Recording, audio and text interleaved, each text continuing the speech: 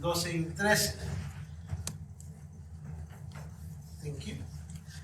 Y si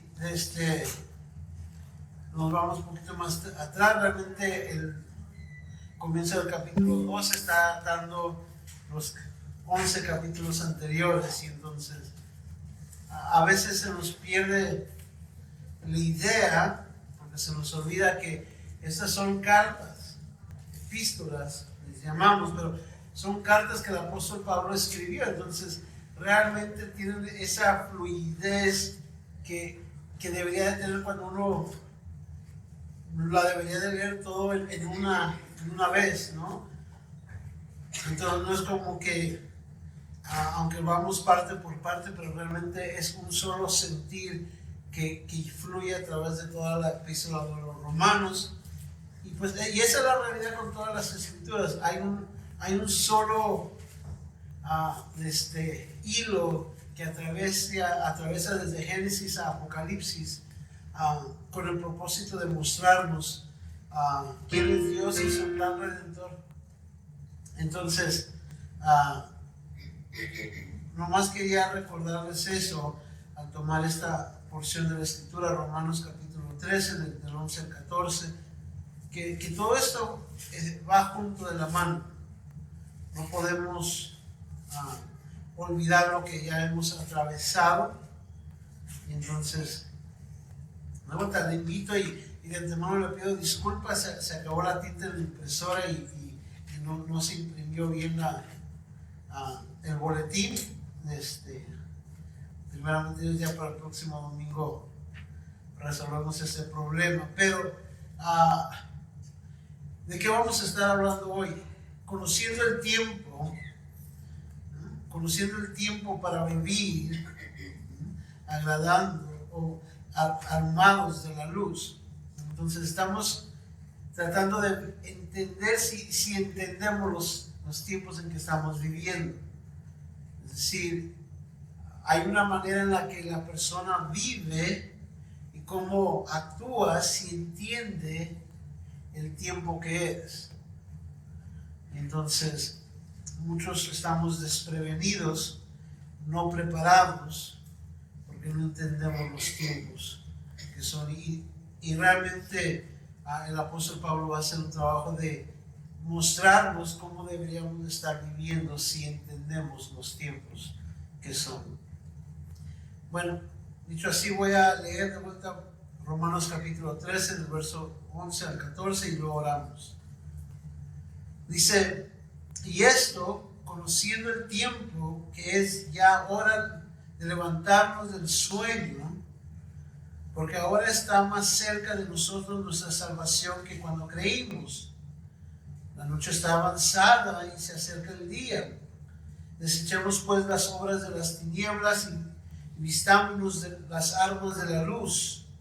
Andemos como de día, honestamente, no en glotonerías y borracherías, no en lujurias y lascivias, no en contiendas y envidia, sino vestidos del Señor Jesucristo, y no probáis para los deseos de la carne. Amén. Vamos a orar. Padre,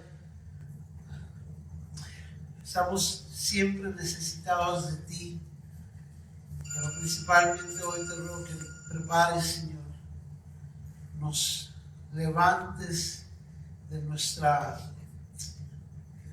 nuestro sueño espiritual, del cual, Padre, a veces pensamos que podemos durar ahí para siempre hasta que tú vengas. Pero al contrario, Padre, te pido que nos fortalezcas, nos des, Padre, esa prudencia, ese discernimiento necesario para, Padre, vivir en los tiempos que tú nos has puesto, Señor. Así al mismo tiempo, Señor, rogándote que nos prepares, Señor, en nuestra mente, en nuestro vivir para tu venida, Señor. Que no nos hagas, que no nos encuentres desprevenidos cuando tú vengas. Gracias te doy, Señor, pidiéndote esto en Cristo Jesús. Amén. Bueno, los tiempos. Pablo usa esta frase, si usted ve ahí en el verso 11, Y esto, conociendo el tiempo, eso de conocer el tiempo, aquí la palabra tiempo realmente habla de entenderla, no necesariamente cuando hablamos de las estaciones, de las temporadas, como ahorita vemos estas nubes, pues señal de que esta calor se va, ¿no? Entendemos las señales de los tiempos de estaciones, pero aquí hablando más en términos de los tiempos en que vivimos, en el que estamos, las eras, los tiempos, y hermano, la historia de alguna manera sí fluye en etapas de tiempos y eras, pero importante notar, porque a veces escuchamos esta frase que la historia se repite. Hermanos, sí, hay muchas cosas que en la historia parece que se repiten. El mismo rey Salomón diría: no hay nada nuevo debajo del sol. Pero la historia está también al mismo tiempo avanzando. Todos estos tiempos nos están llevando a una culminación cuando Jesucristo venga a establecer su reino y hacer juicio al mundo. Entonces, en el contexto realmente entendemos que hay un tiempo que va a venir y pasamos por estas eras y estos tiempos, pero nos están llevando cada vez más cerca a este final del tiempo en el cual Cristo hará justicia, juicio al mundo y reinará para siempre, estableciendo su reino. Y entonces, una de las cosas que, como digo, muchos no entendemos los tiempos en que vivimos. Bueno, antes de ver nuestro pasaje y tratar de entenderlo a la luz de nuestros tiempos, nuestras vidas, ¿cuáles eran los tiempos del apóstol Pablo? De vuelta, cuando uno considera lo que sucedió, estamos hablando que el transcurso de 5 o 10 años después de que esta carta fue escrita, vino la destrucción de Jerusalén, donde Israel fue completamente destruida, y en el transcurso de ese tiempo se desató gran persecución de los cristianos, donde el tiempo para ser cristiano fue sumamente difícil. Pues entenderíamos que para el apóstol Pablo era muy importante que la iglesia en Roma entendiera que los tiempos eran malos, que los tiempos iban a ponerse aún peor y que tenían que estar preparados. Y entonces, déjeme nomás le digo esto, en ponerlo en el contexto. Pensar en la venida de Jesucristo no solamente es la única razón por la que consideramos el tiempo. No sabemos cuándo vamos a morir, no sabemos cuándo la calamidad y los tiempos pueden cambiar. De vuelta, Constantino cambió los tiempos, estableciendo el cristianismo como la religión oficial de la nación. Y ya el cristiano ya no era perseguido. De vuelta, pasaron grandes tribulaciones y pruebas para el cristiano antes de que llegara ese tiempo. Y entonces, los tiempos, cuando consideramos a examinarnos dónde estamos, qué es lo que Dios está haciendo, no solamente es a la luz de su venida, pero realmente en términos de que siempre estamos y deberíamos estar alerta de lo que puede suceder. ¿Por qué? Porque el cristiano vive en un mundo que no es de él, en un mundo pasajero, como peregrinos, en un mundo hostil. El mismo Jesús dijo que a sus apóstoles, cuando les dijo que los mandaba como ovejas en medio de lobos rapaces, o como leímos en el capítulo 8 de Romanos, y Pablo nos recuerda que somos como ovejas llevadas al matadero, puestos a morir todo el día. Entonces todo eso nomás tenerlo en mente, que sí ha habido tiempos de paz y prosperidad. Como diríamos, ha habido tiempo para dormir. Pero para el cristiano, el tiempo no es para dormir. Ahora nomás defino también esta palabra, no nomás lo que hablamos del tiempo, pero dormir, antes de nuestro pasaje, nomás definiendo esta palabra brevemente, obviamente no está hablando literalmente de dormir. Aquí podríamos decirlo, de vuelta, Pablo usa esta misma palabra para hablar de un espíritu de torpeza que no puede entender, como un espíritu que está adormilado. La idea aquí es así, aún como cuando nuestro pie o nuestra pierna se duerme y no la podemos usar bien. Ese es, en un sentido espiritual, nuestro espíritu no está alerta, percibiendo y entendiendo lo que está sucediendo de manera espiritual a la luz de la palabra, pero estamos medios torpes, adormilados a la realidad de lo que está sucediendo. Ahora, dicho todo eso, si usted entiende los tiempos como cristiano, va a afectar su manera de vivir. Es sencillo. Si usted sabe que va a morir el próximo sábado por certeza, ¿qué va a hacer? Si usted entiende esa realidad, va a cambiar completamente lo que usted va a hacer. Si usted sabe que viene un huracán o un terremoto que va a destruir su ciudad, su pueblo, su casa, afecta lo que va a hacer también.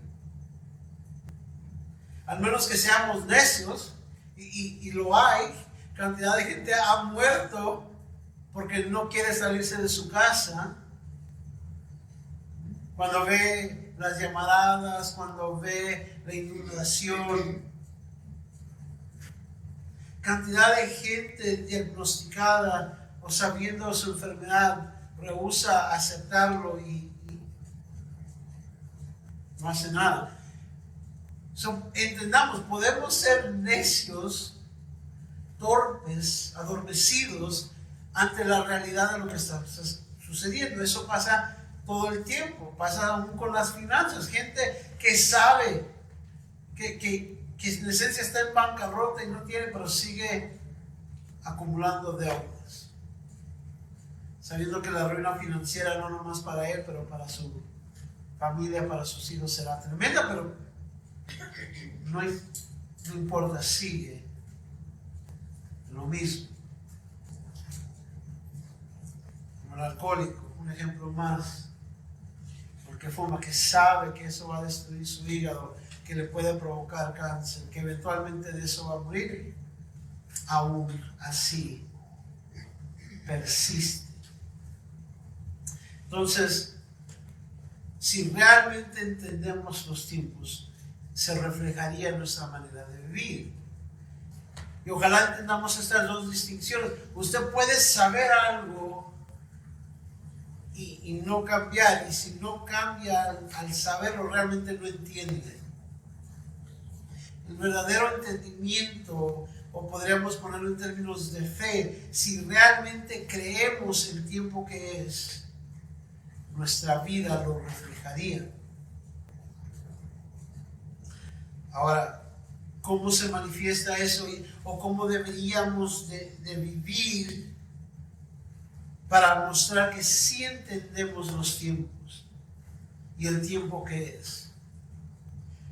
Veamos nuestro pasaje, verso 11. Y esto, conociendo el tiempo, que es ya hora de levantarnos del sueño. Quiero que noten primero esa pequeña frase, y esto. Es medio raro en el flujo de la oración, De vuelta podemos leer el verso 10 y 11 para que veamos ese flujo. Dice, el amor no hace mal al prójimo, así que el cumplimiento de la ley es el amor. Y esto conociendo el tiempo. Ahora, podríamos pensar que el apóstol Pablo nomás está hablando sobre amarnos, como lo vimos la semana pasada, hablando en términos de que, y esto está refiriéndose al amarnos, pero la realidad, y es por eso que le dije, la posibilidad es que está considerando desde el capítulo 12, verso 1, hasta este verso, y todo esto sería otra manera de que usted podría traducir. ¿A qué me refiero? No solamente el de amarnos, pero el de someternos a las autoridades, el de servirnos, el de usar nuestros dones, el de presentar nuestros cuerpos como sacrificios vivos por la misericordia de Dios. En esencia, tomando todo eso,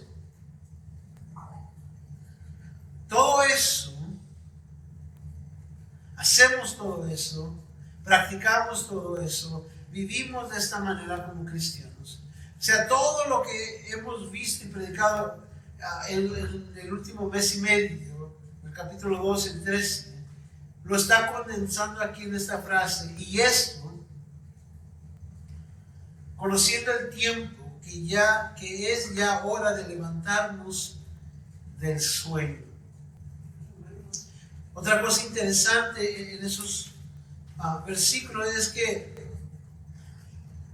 la idea de que conocemos el tiempo nos nota que no es hora de dormir, sino de levantarnos. Y de vuelta, no es como que nosotros nos despertamos, nos levantamos de nuestro sueño. Es que la realidad de todo esto, lo que Dios nos deja ver, es lo que nos despierta. Déjeme dar un ejemplo a lo que me refiero. De vuelta, la mayoría de nosotros no consideramos cambiar nuestra vida hasta que sucede algo trágico. La mayoría de cambios radicales que surgen en nuestra vida, sea en términos físicos, materiales, espirituales, realmente surgen porque tuvimos una experiencia que nos despertó. ¿Por qué lo digo de esta manera? No es como que usted de repente decide levantarse de su sueño espiritual,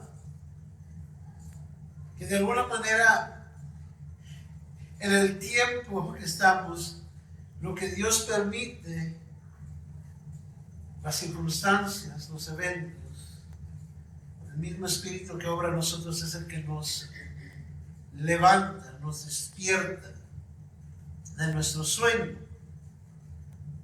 Vuelvo a decir, y esto conociendo el tiempo, que es ya hora de levantarnos del sueño, porque ahora está más cerca de nosotros nuestra salvación que cuando creímos.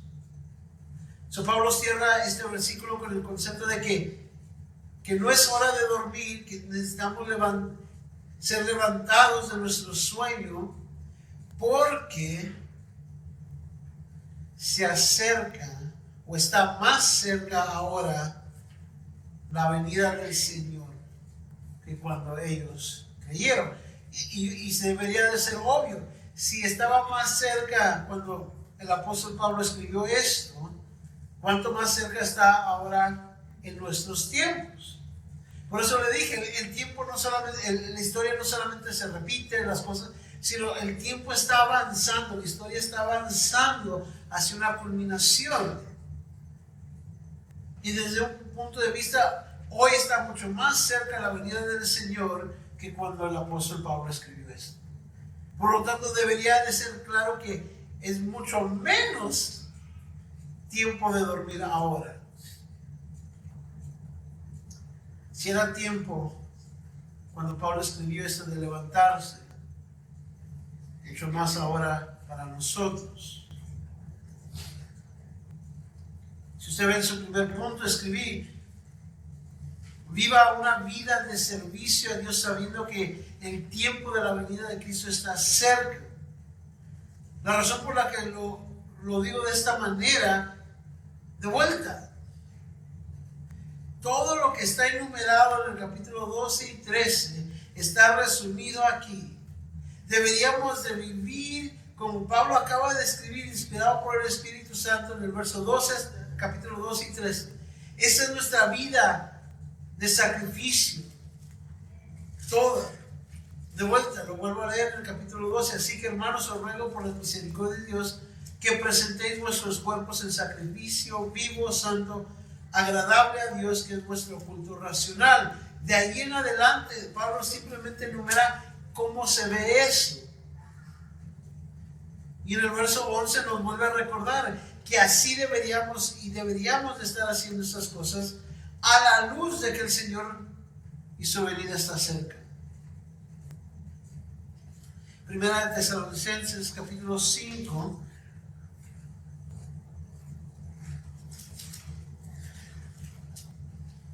versos 6 al 8, dice así el apóstol Pablo, de vuelta escribiendo estas palabras inspirado por el Espíritu Santo.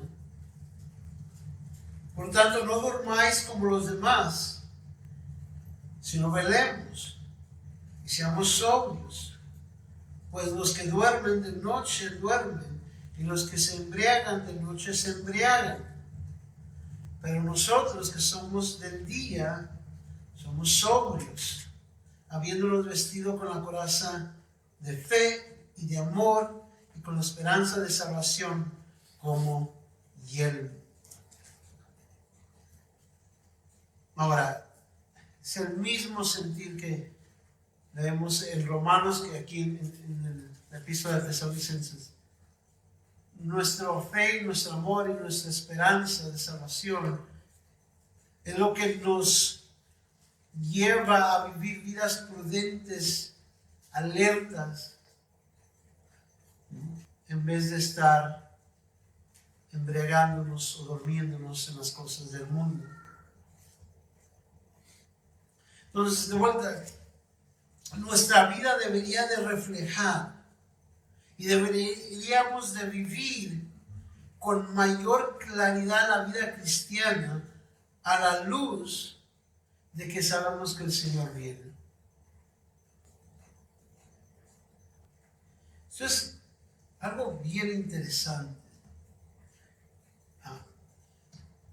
Cuando estemos con el Señor, aquellos que han sido salvos, le seguiremos sirviendo. De vuelta, si usted piensa que en algún momento dejaremos de trabajar, lo siento. La diferencia es que será un descanso y un gozo cuando estemos allá, porque tendremos cuerpos glorificados, no tendremos que luchar con la tentación de la carne y del pecado que mora en este cuerpo mortal. No tendremos que luchar con el sufrimiento y el cansancio físico. Pero déjeme le digo, hay muchas cosas que no se van a poder hacer una vez que el Señor venga. Déjeme le digo, no, simplemente cuando consideramos el evangelismo, no, ya cuando el Señor venga, ya no habrá necesidad de evangelizar. Ese trabajo cesará. De alguna manera, los dones para servir al cuerpo de Cristo y edificarlo y crecer, como muchas de las cartas de las epístolas nos dicen, también cesarán. Nuestra adoración y servicio a Dios en medio del sufrimiento, del dolor, de la pérdida, también cesará. La oportunidad de ser fiel a Dios en este mundo cesará.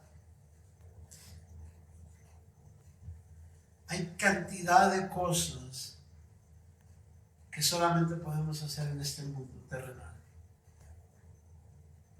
Y entonces realmente es un tiempo limitado. Santiago capítulo 5, verso 9.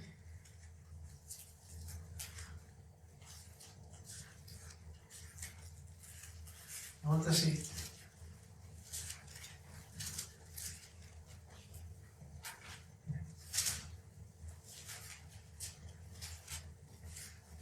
Santiago capítulo 5, verso 9.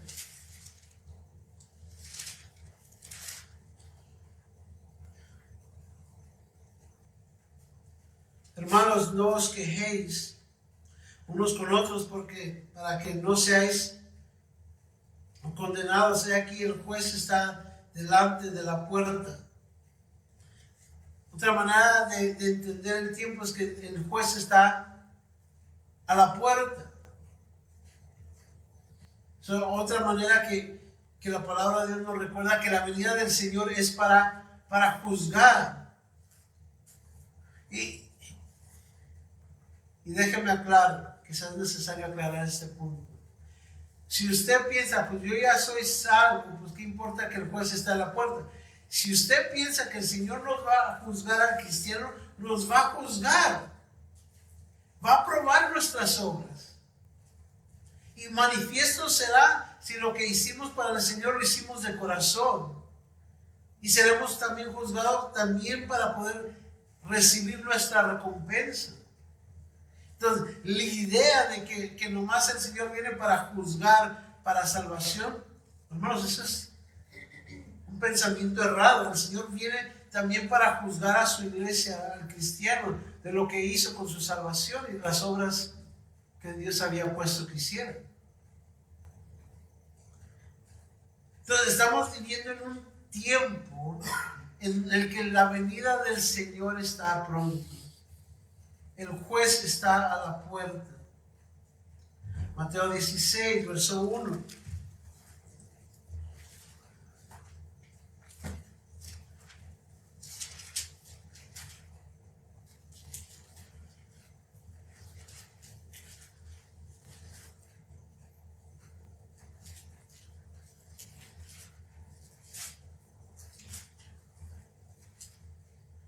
Ahora sí, en relación a la venida del Señor Jesús, amonestó a los fariseos por no saber los tiempos. Dice, vinieron los fariseos y los saduceos para tentarle y le pidieron que le mostrara señal del cielo. Mas él respondió y les dijo, cuando anoche decéis buen tiempo, porque el cielo tiene arébolas, y por la mañana hoy habrá tempestad, porque tiene arébolas el cielo nublado. Hipócritas, que habéis distinguido el aspecto del cielo, mas las señales de los tiempos no podéis. La generación mala y adúltera manda señal, pero la señal no le será dada, sino la señal del profeta Jonás, y dirigiéndoles se fue. De vuelta, pidían señal para poder entender el tiempo de lo que Jesús estaba haciendo, predicando. Y Jesús le dice, ustedes pueden discernir los tiempos de las temporadas, las lluvias, pero no pueden entender los tiempos en los que están viviendo y cómo Dios los está llamando a la fe del Hijo de Dios y al arrepentimiento. Y en esencia la única señal que Dios les prometió para entender los tiempos era del profeta Jonás, como el Hijo de Dios iba a morir y estar enterrado por 3 días y resucitaría. Esa es la única señal que necesitamos para entender los tiempos. De vuelta, si usted entiende el Evangelio y lo que la vida, muerte y resurrección de Jesucristo es, entiende que los tiempos son cortos y que nuestra necesidad de buscar a Dios y entregar nuestra vida a Cristo es indispensable. Porque déjeme le digo, si Cristo sigue enterrado en la tumba, no se preocupe. Jesucristo no va a regresar a condenarlos. Y en esencia nuestra fe es en vano. Vivamos, comamos, como dice el apóstol Pablo. Pero porque resucitó y porque Dios ha sido fiel a sus promesas y ha cumplido aún la promesa de resucitar a Jesucristo, Él vendrá otra vez por su iglesia para juzgar al mundo. Ojalá me entiendan. ¿Cuántas veces no hemos escuchado esta frase? Cuando compartimos el Evangelio o cuando hablamos con hermanos en Cristo y escuchamos esta frase, es que ahorita no es el tiempo. Yo lo he escuchado cantidad de veces, no es el tiempo. Bueno, entonces no entiende el tiempo en el que estamos viviendo. Que usted puede morir en cualquier día, que el Señor puede venir en cualquier día, y que las cosas pueden cambiar en cualquier momento. Este es el otro aspecto. El cristiano dice, ahorita no es el tiempo para servirle al Señor, pero después, ya que la calamidad viene, la prueba de fe viene, el apuro viene, ahora sí decimos, no, ahora sí ya sé que debería de servir, y desperdiciamos todo ese tiempo. Me refiero a que es mejor servirle ahora que esperar a que la persecución del cristiano aumente, estemos encarcelados por nuestra fe y digamos, ¿cómo quisiera servirle al Señor?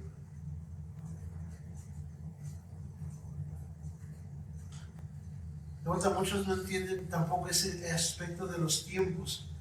Y esto es algo que Jesús destacó cantidad de veces en sus parábolas. Una de ellas siendo las vírgenes necias que no se preparaban para la venida del Señor. Pero otra de ellas, hablando de los labradores, de alguna manera, sabiendo que el dueño vendría otra vez, pero no se prepararon. Cantidad de veces y ejemplos tenemos en la Biblia de este concepto. Vean la historia de Noé. ¿Cuántos no se prepararon para el diluvio? Todos. El único que se preparó fue Noé y su familia. Y vino el diluvio. Sodoma y Gomorra, otro ejemplo. Cayó fuego del cielo, cayó el fuego del cielo. Y el único que salvó fue Lot. Entonces, esta realidad de que el Señor viene, el juicio viene, siempre ha existido. Y decir, ahorita no es el tiempo, es la ironía más grande, porque realmente hoy es el día. Los tiempos demandan que hoy vengamos a Cristo, hoy le sirvamos. Ahora, si regresamos a nuestro pasaje, usted dirá, bueno, ¿cómo se ve esto? ¿Cómo nos preparamos para vivir en estos tiempos? De vuelta, el apóstol Pablo lo pone de una manera mostrando lo que debemos de hacer y lo que tenemos que dejar de hacer. Dice, verso 12, dice, la noche está avanzada y se acerca el día. Desechemos pues las obras de las tinieblas y vistámonos las armas de la luz. Si usted nota ahí, esos dos verbos, desechemos, ¿qué? Las obras de las tinieblas. El otro verbo, vistámonos las armas de la luz. Estos dos conceptos los desmenuzan en el verso 13 y 14. Andemos como de día, honestamente, no en glotonerías, borracherías, no en lujurias, lascivias, no en contiendas y envidia, sino vestidos del Señor Jesucristo y no probéis para los deseos de la carne. Disculpe, de vuelta. Esto habla de una preparación. Así como el soldado que sabe que va a ir a la guerra, se prepara y toma su armadura. Así como el atleta que sabe que va a ir a la competencia. Así como cuando vemos la tempestad y las tormentas venir y hacemos preparativos. Así de igual manera deberíamos de prepararnos para la venida del Señor. Y Él lo enumera en dos maneras. Uno, dejando o desechando o quitando las obras de las tinieblas. Ahora, este primer elemento de preparación es desechando las obras de las tinieblas. Vean lo que el verso 14 dice en la segunda porción. No proveáis para los deseos de la carne. Esta palabra proveáis habla más de hacer preparativos en la mente. O sea, uno está preparándose mentalmente.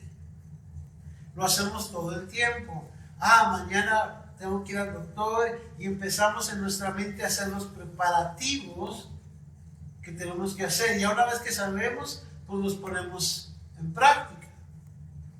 Pero es un ejercicio mental para prepararse, lo que esta palabra provisión. Ahora se nos dice que no hagamos provisión para los deseos de la carne. Esto de desechar pues las obras de las tinieblas no solamente implica el dejar de hacer las obras de la carne, pero habla también de no hacer preparativos.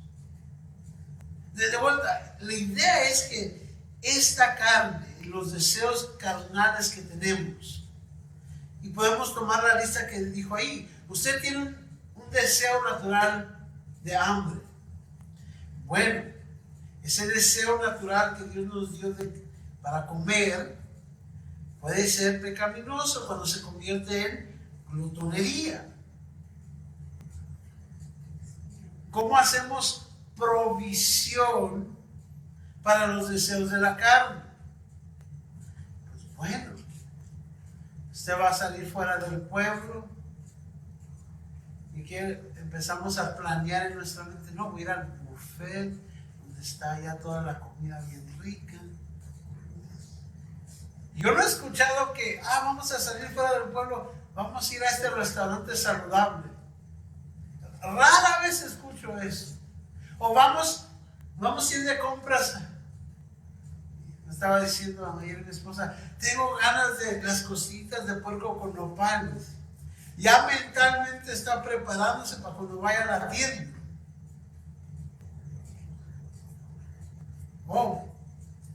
Mentalmente estamos consiguiendo todo lo que nos vamos a comer. ¿Qué tal borracherías? De vuelta, concebimos este pecado en nuestra mente desde cómo planeamos. Ya viene el fin de semana, van a venir los amigos. Uno ya comienza apartando el dinero para las caguamas y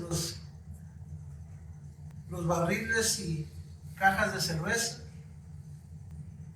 De vuelta, yo lo he escuchado, yo lo he vivido en términos de mi comunidad, de mi vecindad, cómo están esperando el fin de semana, haciendo los preparativos para esas fiestas donde van a ir a emborracharse. Lujurias y lascivias. Esto es interesante. Lujurias habla sobre pecados sexuales, pero lascivias habla básicamente de un desborde de esos pecados sexuales. No solamente queremos pecar sexualmente, eso sería lujurias.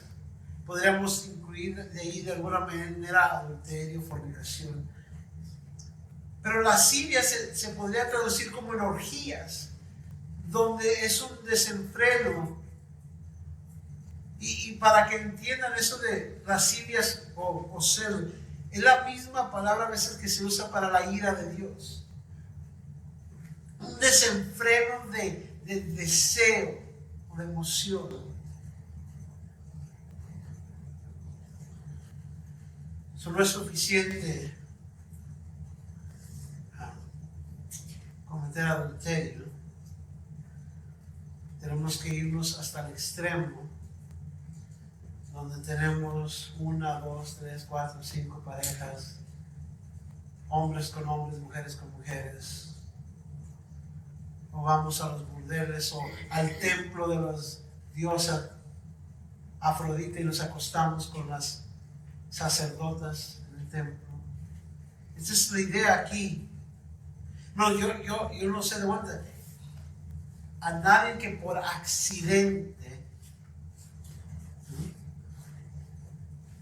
se haya tropezado y haya caído en pecado sexual.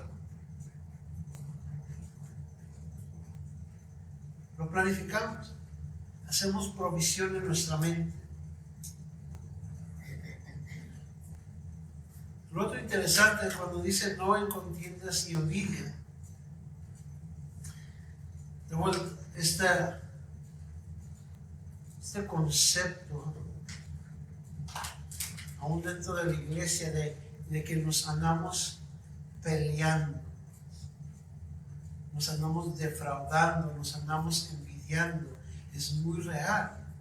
Y pasamos más tiempo como iglesia tratando de resolver pleitos entre hermanos y tratando de defendernos de las envidias y pleitos que estar evangelizando, que estar discipulando.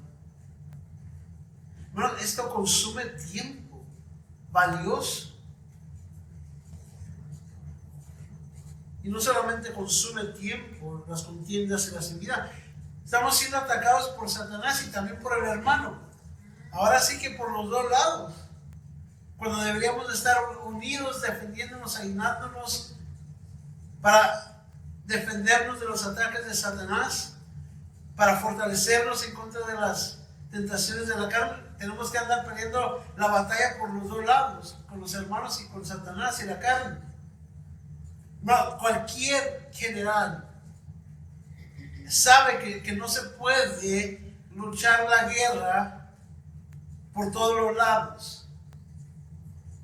Pero pregúntenle a Alemania durante la Guerra Mundial II, cuando Hitler cometió el error más grande y se puso, nomás estaba teniendo su guerra con Europa, realmente con Inglaterra, y decidió ir y meterse con Rusia. Y ahora tenía que pelear en las dos fronteras, dividir sus ejércitos. Todos le dirían que ese fue el comienzo del fin de Hitler. En cualquier momento, divida sus fuerzas para tratar de defenderse en ambos lados o en fronteras múltiples. No se puede. En los tiempos que vivimos bajo los ataques de Satanás, con los deseos de esta carne y tener que luchar con nuestros hermanos que estamos en contiendas, envidias, solamente es de vuelta perder el tiempo que es valioso. De vuelta, por un lado, la preparación en los tiempos que vivimos para la venida del Señor requiere el despojarnos de ese pecado, pero no hacer provisión para los deseos de esa carne. De ser proactivos. Y hermanos, sí, hay gente que tiene que mejor no tener un teléfono, mejor no tener tele, mejor deshacerse de amistades.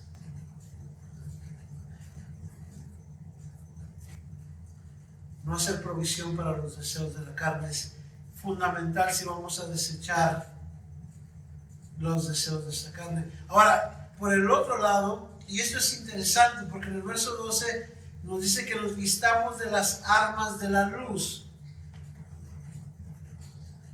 Las armas de la luz es una frase interesante porque ahora nos denota que debemos de luchar, que estamos en un conflicto, en una guerra.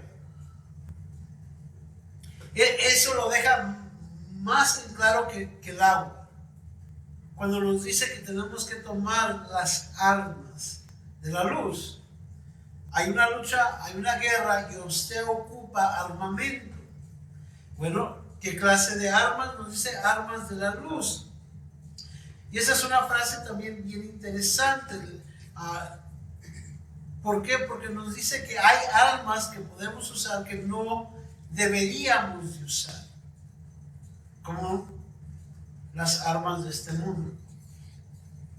De vuelta en 2 Corintios, capítulo 10.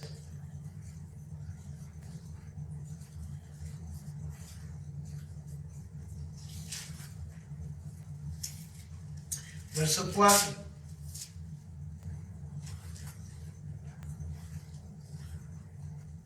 Porque las armas de nuestra milicia no son carnales, sino poderosas en Dios para la destrucción de fortalezas. Ahora, el contexto, lo leímos todo, es interesante. ¿Por qué? Porque estas armas que no son carnales, pero poderosas en Dios, en el verso, derribando argumentos y toda altivez que se levanta contra el conocimiento de Dios y llevando cautivo todo pensamiento a la obediencia a Cristo. De vuelta, es interesante porque estos armamentos que usamos, que son de Dios, realmente se llevan a cabo en la mente.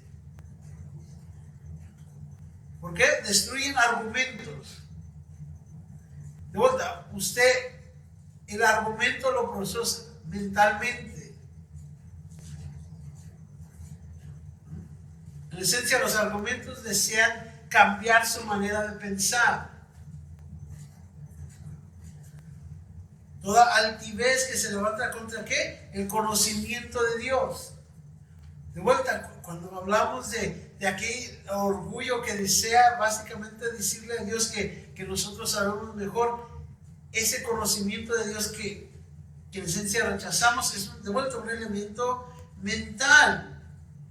Y al final dice, llevando cautivo todo pensamiento a la obediencia de Cristo. El resultado final son los hechos y la obediencia a Cristo, pero la lucha y el argumento se está usando en el campo de la mente.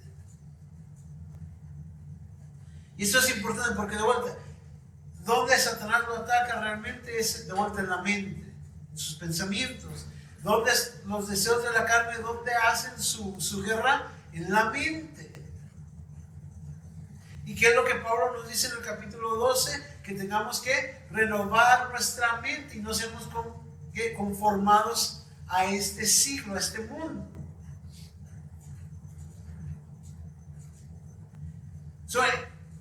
Cuando hablamos de tomar las armas de la luz, es un llamado a no tomar las armas de las carnes.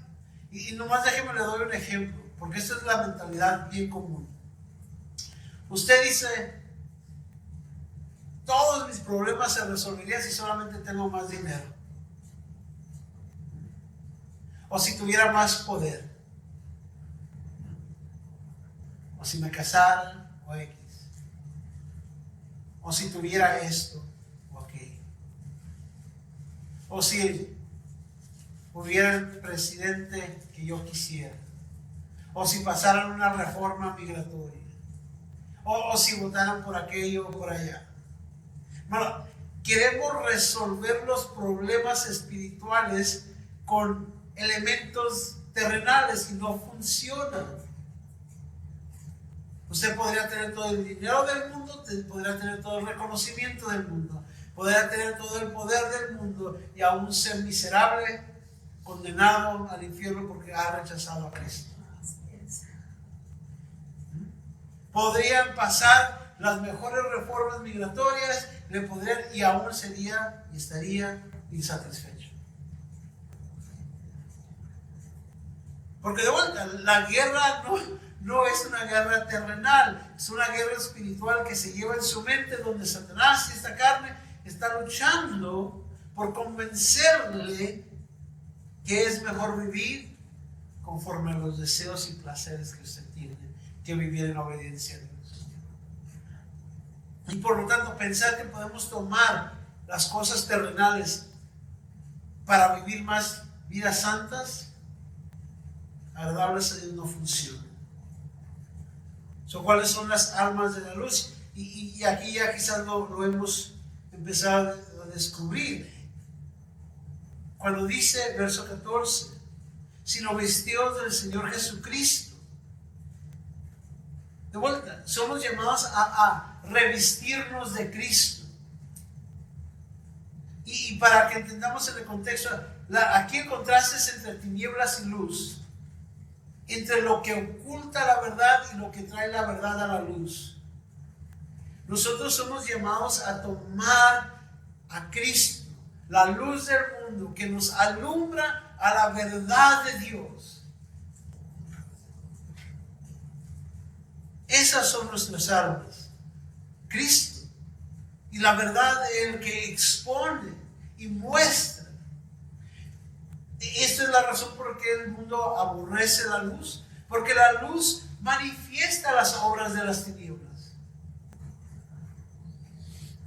Nuestro trabajo es tomar la verdad de Dios, la luz de Cristo, y exhibir. Ahora, si usted toma las armas de la luz, toma la vida de Cristo, la verdad de Dios, y la hace alumbrar, y usted es un hipócrita, se va a ver claramente su hipocresía.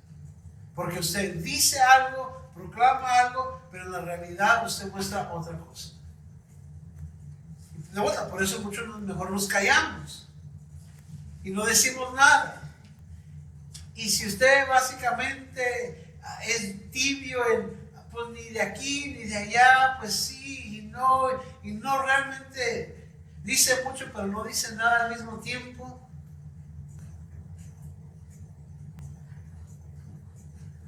¿es pecado o no es pecado? No sé, pues quién sabe, a lo mejor. De vuelta, usted se libra de exponerse y traerse a la luz si usted realmente está viviendo como debería. Pero si se arma de esta luz, se va a ver la realidad. Y de vuelta, lo que eso va a permitir es que el mundo vea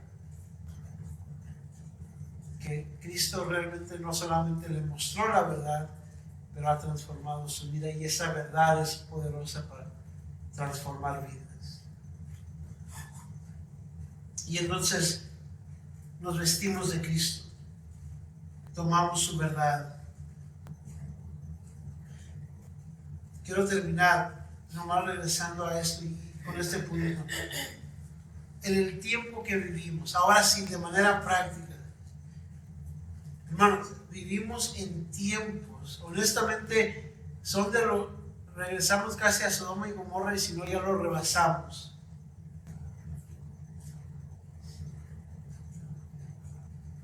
De vuelta, usted no puede decir hoy en día abiertamente en el mundo que nomás existe hombre y mujer.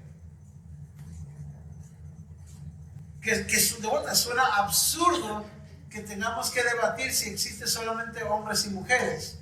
Pero vaya a las universidades, vaya a las colegiaturas, vaya a las escuelas de la high school, de la primaria, y tales argumentos los verán. Y no solamente argumentan que no nomás hay hombres, no se puede argumentar que no puede haber cambio de sexo. Si nació hombre, será hombre de toda vida. Eso ya tampoco se puede argumentar. No, estamos al borde de que básicamente el matrimonio ya no se sabe ni lo que es. Estamos argumentando para que básicamente pueda haber toda clase de matrimonio. Por la vía, ha habido hasta gente que se quiere casar con sus mascotas. Es el mundo que vivimos. Y si usted dice, pues Dios dice que Dios creó al hombre varón y hembra, a los dos los creó a la imagen de Dios y solamente hay hombre y mujer. Si usted empieza a decir que el hombre Dios lo creó como cabeza de la mujer, si empezamos a hablar estas verdades y vivir estas verdades. Lo acabo de leer, hermanos. Puede sonar medio tonto, pero esto es lo que en nuestras grandes universidades y prestigiosos hospitales que hacen todas estas investigaciones, diciendo que si usted le lee a su bebé, a su hijo, desde que nace, usted en esencia es un racista, porque eso oprime a todos los otros niños que no tienen padres que le lean. Y como tiene que haber igualdad, pues si su hijo sabe leer cuando está en el primer grado mejor que los demás, pues usted básicamente está ofendiendo a los demás niños. Estos son los tiempos en los que vivimos, absurdamente, donde el mal se le llama bien, se le llama mal. ¿Dónde nos deja eso, hermanos? Que ahora sí, no más por ser cristiano y decir que creo la Biblia, es suficiente para echarse el mundo encima. México, que diríamos tradicionalmente machista, ya no pueden ni ellos están teniendo ahora los mismos problemas que nosotros. Están quizás en su etapa inicial en México, pero para allá va también estos debates del transgénero, de la equidad y todo eso. Y entonces realmente ser cristiano se está convirtiendo en una gran ofensa. Y si usted piensa que el mundo que ahora acepta todo esto se va a quedar bien tranquilo mientras usted trata de mostrar la luz de Cristo, evangelizar y proclamar las verdades de Cristo, se van a quedar quietecitos, ¿no? Se los he dicho. Tratarán de quitar nuestros hijos, tratarán de quitar nuestros bienes, tratarán de encarcelarnos. Todas estas cosas ya suceden en este país. Y entonces, si usted está pensando, todavía no es tiempo para prepararme, ponerme a servir y realmente madurar y crecer, déjame le digo, cuando el tiempo llegue, no solamente no estaremos preparados, pero Dios nos libre que el final del tiempo llegue y el Señor nos haya desprevenidos. Y usted dirá, de vuelta, quizás, ¿qué importa? Yo ya soy salvo. De vuelta, ¿qué clase de cristiano piensa que mientras él sea salvo, qué importa que el mundo se vaya al infierno? ¿Qué clase de cristiano no le importa llegar ante el Señor y decirle, Señor, esto es lo que hice con lo que tú me diste? Si su mentalidad no preocuparse porque ya es salvo, no, examínese. Los tiempos demandan que seamos fieles siervos de Dios, porque el bien viene pronto. Vamos a orar. Padre, te damos gracias. De vuelta, nada de esto es nuevo, Señor. Te odiaron a ti, te despreciaron a ti. Y por lo mismo, Padre, odiarán a tu iglesia. Pero te ruego solamente que de vuelta que tu Espíritu Santo nos dé fortaleza y valor y convicción en estos tiempos. En tu palabra, porque tu verdad, Padre, es lo único que nos va a poder ayudar a enfrentar estos tiempos. So, nos revestimos de Cristo, tomamos tu armadura, pedimos que así nos des, Padre, esa paz, esa fe, esa paciencia, ese gozo, ese amor necesario para vivir en estos tiempos. Gracias te doy, Padre. Y en Cristo Jesús. Amén. Vamos a cantar este himno.